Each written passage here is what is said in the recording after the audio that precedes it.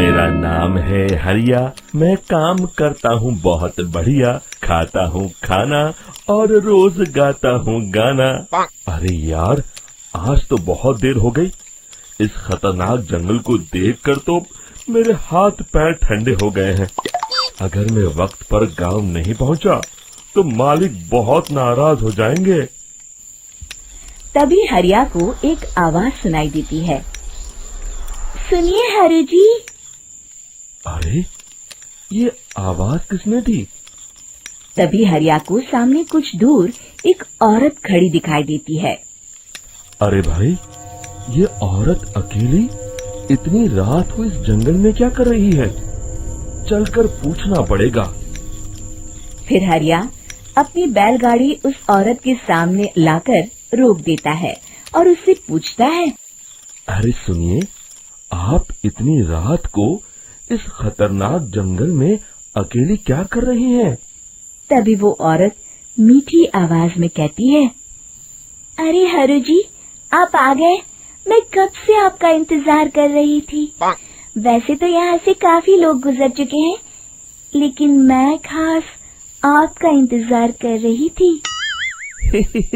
अच्छा, तुम सच कह रही हो? मुझे तो यकीन नहीं हो रहा है। वो क्या है ना, आज तक किसी ने मुझसे इतने प्यार से बात नहीं की। हाँ हाँ हरु जी, मैं सच कह रही हूँ। अब देर मत करिए और जल्दी से मुझे मेरे घर तक छोड़ दीजिए। हाँ हाँ, कौन सी बड़ी बात है, अभी छोड़ देता हूँ।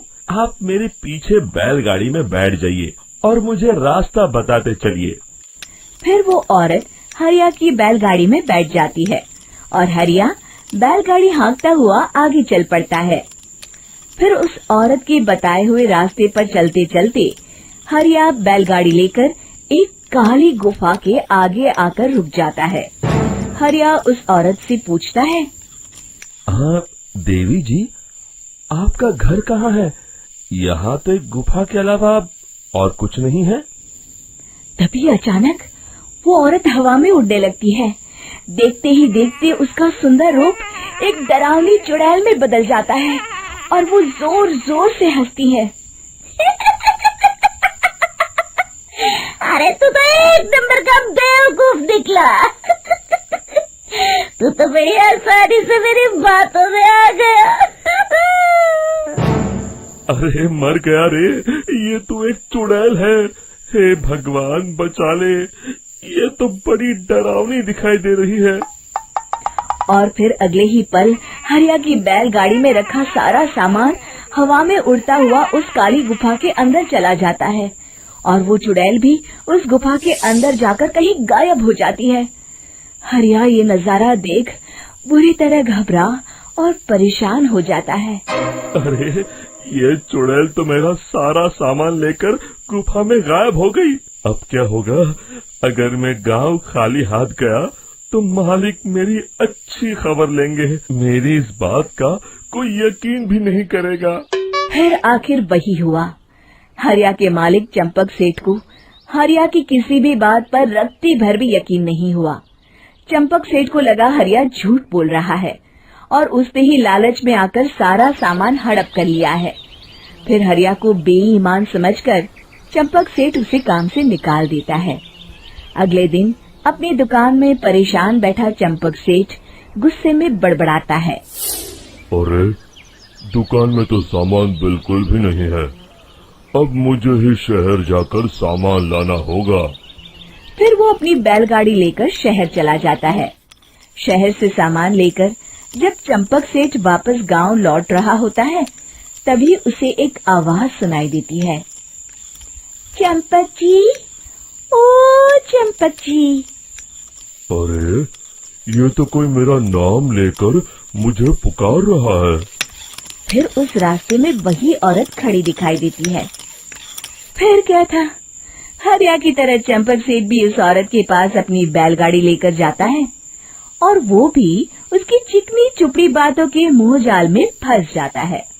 फिर चुड़ैल उसे भी अपनी गुफा तक ले जाती है और उसका सारा सामान लेकर गुफा में गायब हो जाती है। बेचारा चंपक सेठ लाचार होकर खाली हाथ गांव लौट आता है। फिर ये उस जंगल में रोज की बात हो जाती है। जो कोई भी शहर से कुछ लेकर गांव की तरफ लौटता, वो चुड़ैल उसे बेवकूफ बनाकर उसका सारा सामान लेकर गुफा में गायब हो जाती। एक दिन हरिया एक लकड़हारे को उसी जंगल की तरफ जाते हुए देखता है। फिर हरिया उसे रोकते हुए कहता है, अरे भाई, क्यों अपनी मौत को दावत दे रहे हो? मेरी बात मानो, आगे जंगल में मत जाओ, वहाँ एक बड़ी भयानक चुड़ैल रहती है। लकड़हारा हरिया की बातों को नजरअंदाज करते हुए कहता है, अरे भाई, मुझे पहले ही बहुत देर हो चुकी है, मुझे जाने दो भाई। शाम तक लकड़ियाँ काट कर शहर के बाजार में बेचना है। तुम अपनी ये कहानी किसी फुर्सत में बैठे इंसान को सुनाओ, मैं तो चला। इतना कहकर लकड़हारा वहाँ से आगे जंगल की तरफ चला जाता है। फिर अगले दिन गांव के मुखिया के घर के बाहर बहुत सारे लोग जमा हो जाते हैं। तभी हाथ में कुल्हाड़ी लिए खड़ा लकड़हारा कहता है, अरे मुखिया जी, अब आप ही हमें बचाइए उस जंगल वाली चुड़ैल से। हमारा सारा काम तो शहर से ही होता है। अरे मुखिया जी, उस चुड़ैल की वजह से तो मैं पूरी तरह बर्बाद हो गया हूँ। हम सबको मिलकर उस चुड़ैल का कोई इलाज करना पड़ेगा। तभी भीड़ में खड़ा वीरा कहता है, आप लोग चिंता मत करिए, कल से वो चुड़ैल किसी को नहीं लूट पाएगी। मेरे पास एक बहुत अच्छी तरकीब है। तभी चंपक सेठ उसका मजाक उड़ाते हुए कहता है, अरे तेरा नाम वीरा है तो क्या हुआ? तूने अभी उस चुड़ैल को देखा नहीं है? जाकर अपना काम कर, बड़ा आया।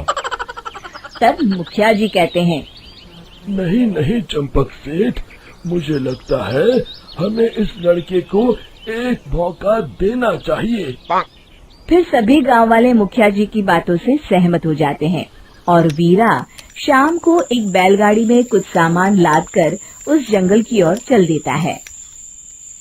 वीरा, ओ वीरा, कहाँ जा रहा है? तभी वीरा मुड़ के देखता है, वही चुड़ैल एक औरत के रूप में खड़ी है।